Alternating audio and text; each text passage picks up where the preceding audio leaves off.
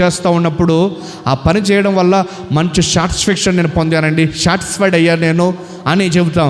ఆ పని చేసి నేను చాలా సఫర్ అయ్యారని కూడా కొన్ని సందర్భాల్లో నెగిటివ్ వర్క్ చేసినప్పుడు అరే ఎందుకు చేశాను ఆ పని, ఇప్పటికీ బాధపడుతూ ఉన్నాను అని కొన్ని పనులను బట్టి కొన్ని కార్యక్రమాలను బట్టి చాలా ఇబ్బందిగా ఇప్పటికీ మనం కొన్ని ఫీల్ అవుతూ ఉంటాం. కానీ లేఖనం చెప్పిన మాట ఏమిటంటే, సత్క్రియ చేయు ప్రతివానికి, మంచి క్రియలు చేసే ప్రతివానికి, అతడు యూదుడైనా గ్రీకు దేశస్తుడైనా మరి ఎవరైనా కానివ్వండి, మహిమ ఘనత సమాధానం కలుగుతుంది.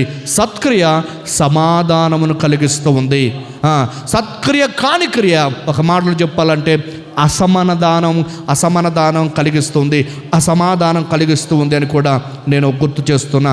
కాబట్టి మనమందరూ కూడా పని కొరకు సృష్టించబడ్డాం. దేవుడు బైబిల్ గ్రంథంలో ఏ సోమరిని ఆశీర్వదించిన విధానం కనిపించదు. మరలా గుర్తు